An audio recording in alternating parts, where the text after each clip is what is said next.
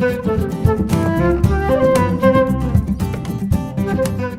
hello and welcome back here. I'm Rebecca Fuller, and let's keep moving on learning more about choosing a flute.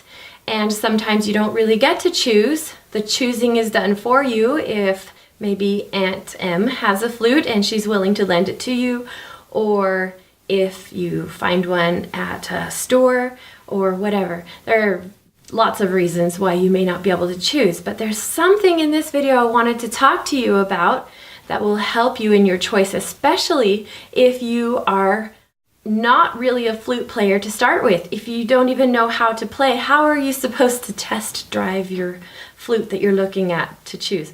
Well, obviously you can't, right? Until you know how.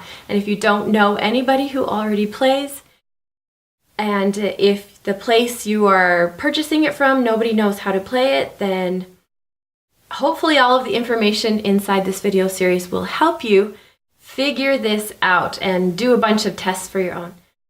In this video, we're going to be talking about the head joint and something that you may not know about it. But inside, the top part of this head joint is a cork. And I'll see if I can get a picture of a cork here for you.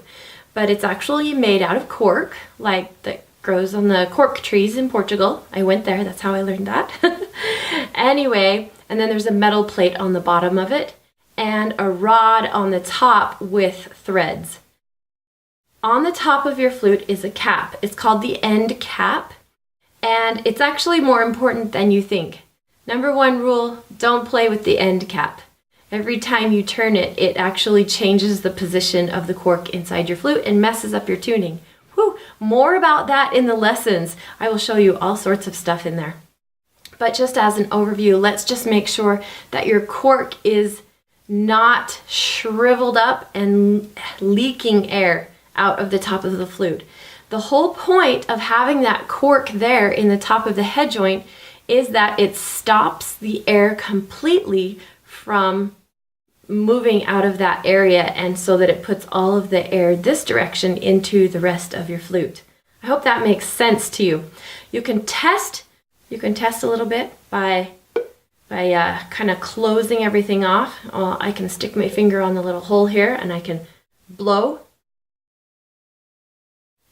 on the end there. So remember, I've covered this all the way and I'm going to blow, seal it all the way out.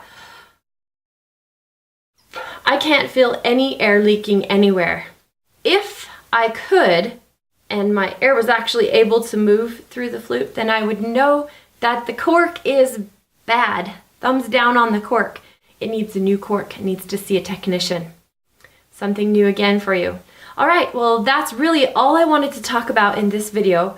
Was if you don't have any way to figure it out, and there are a few things you can test. In the last video we talked about checking for dents and scratches and gummed up mechanism, and in this video we just learned how to check the cork.